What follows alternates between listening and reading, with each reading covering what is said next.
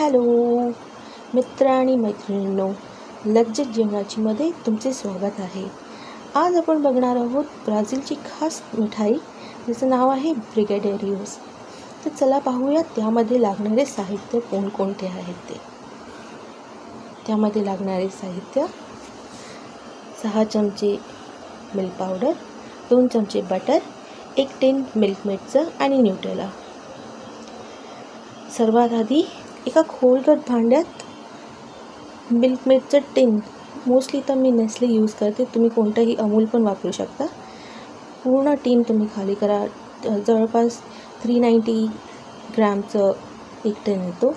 त्यानंतर 6 tablespoon milk powder आणि त्यामध्ये 2 चमचे बटर असं मिश्रण तयार करावं आणि स्लो फ्लेमवर पूर्ण ढवळत राहावं. म्हणजे मध्ये कधी थांबू नका, त्यामुळे तुमचं ते मिश्रण करपून जाण्याची शक्यता आहे. म्हणून सतत ढवळत राहा. हे जवळपास तुम्ही 20 ते 25 मिनिटं ढवळत राहा.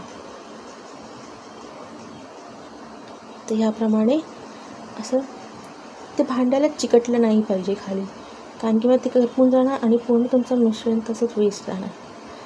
तर याची काळजी घ्या. सारखं सतत ढवळतच राहा जोपर्यंत त्याची कन्सिस्टन्सी थोडी घट्ट व्हायला पाहिजे. हे बघा, याप्रमाणे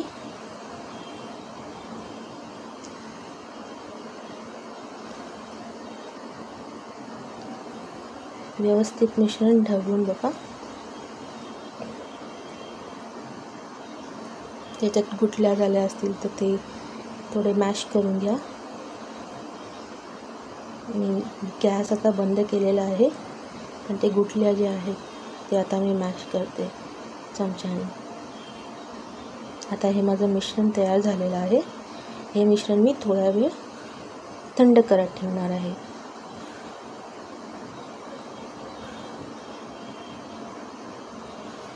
आता मी बटर थोडंसं घेऊन हातावर चोळणार बघा याप्रमाणे, आणि नंतर थोडंसं ते मिश्रण, थंड झालेलं मिश्रण हातात घेऊन त्याचा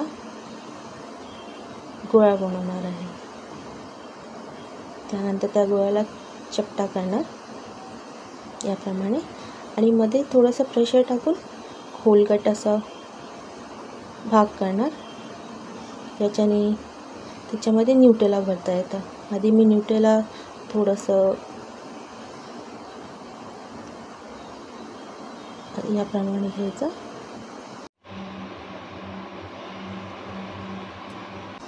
मी न्यूटेला आधी ऑलरेडी फ्रीजरमध्ये फ्रीज करून घेतलेले छोटे छोटे तुकडे करून. तर त्याप्रमाणे तुम्ही गोळे करून पण न्यूटेला ह्याच्यात भरू शकता. असे न्यूटेलाचे पीसेस आतमध्ये भरून आता हे गोळे झालेले तयार मी मिल्क पावडरमध्ये टाकणार आणि व्यवस्थित त्याला कवर करून घेणार. एक्सेस मिल्क पावडर जे पण आहे ते तुम्ही असं काढू शकता डस्ट करून. असं वेगवेगळ्या प्रकारे तुम्ही मोदक पण बनवू शकता.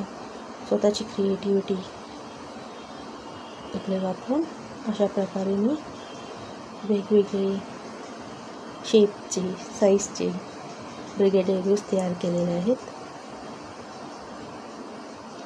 हे बघा, आणि हे तयार झालेले आहेत आपले ब्रिगेडेरियोस. तर please like, share and subscribe.